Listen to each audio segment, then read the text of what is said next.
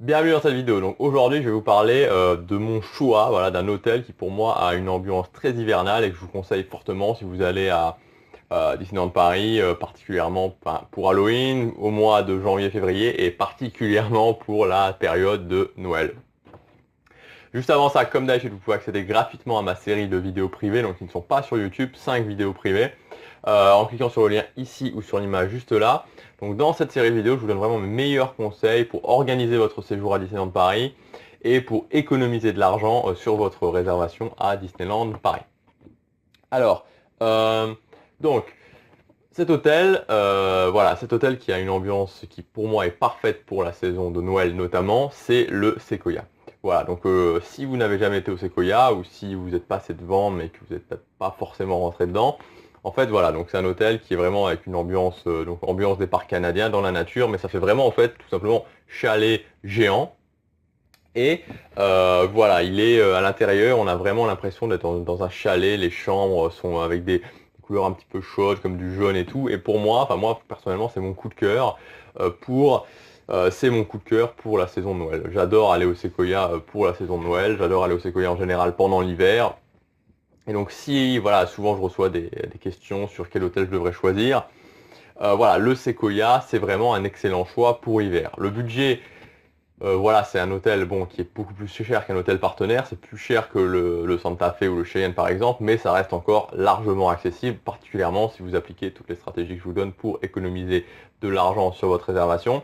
Alors maintenant, cette année, voilà, je vous dis ça, maintenant c'est pas un conseil que je vais suivre cette année, parce que cette année, moi, je vais aller à Disneyland Paris, donc je vais retourner à Noël. Je vais très certainement tester le Newport Bay Club. Enfin, quoique des fois, en faisant cette vidéo, je me demande, je me demande si je ferai pas le Sequoia à Noël et si je ne testerai pas le Newport Bay Club, enfin la nouvelle version et le Compass Club notamment au printemps. Je suis en train de réfléchir à ça pendant que je fais cette vidéo, mais enfin bon bref. Mais voilà, donc c'est vrai que pour cette année, bon, c'est un petit, voilà, si vous avez, enfin si vous avez envie de tester le Newport Bay Club, il va venir, enfin à partir du, je crois qu'il sera entièrement rénové. On m'a dit, on m'a envoyé justement une personne qui suit le blog m'a envoyé un mail pour me dire que ça serait le 16 décembre que le Compass Club ouvrait. À partir du 16 décembre, c'était bon. Enfin bon, bref, donc fin décembre.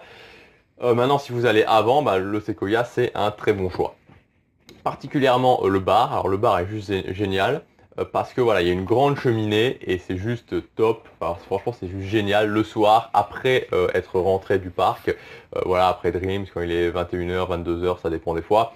Vous prenez un, je sais pas, un chocolat chaud ou un café viennois ou quelque chose comme ça au bar, à côté de la cheminée. L'ambiance est juste énorme. Donc si vous êtes fan de ce type d'ambiance, si vous êtes fan de l'ambiance un petit peu chalet, voilà, honnêtement, vous serez vraiment très content et je vous conseille donc particulièrement d'aller au bar. Maintenant, concernant les chambres, donc juste un rapide rappel pour le Sequoia. Donc il y a trois types de chambres, les chambres classiques, les chambres Montana et les chambres Golden Club Forest. Donc le Golden Club Forest c'est à part, c'est le club privé du Sequoia.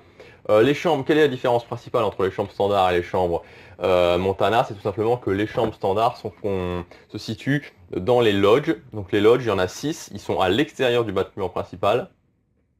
Et les chambres Montana sont donc à l'intérieur du bâtiment principal. Alors, enfin voilà, donc vous allez me dire, ok, mais finalement ça fait quoi? Bah ça fait que quand vous devez, si par exemple vous allez prendre un verre le soir au bar ou quand vous allez prendre votre petit déjeuner le matin, etc., vous devez ressortir à l'extérieur, donc ressortir, aller jusqu'à votre lodge, etc. Donc ça peut être un petit peu pénible, particulièrement quand il fait très froid. Donc il y a une petite différence de prix qui va, bon on va dire quelque chose comme 50 € la nuit quand même. Donc après, c'est à vous de voir. Moi, personnellement, si vous pouvez vous le permettre, je vous conseille largement d'être dans une chambre Montana. C'est beaucoup mieux. Moi, c'est ce que je préfère.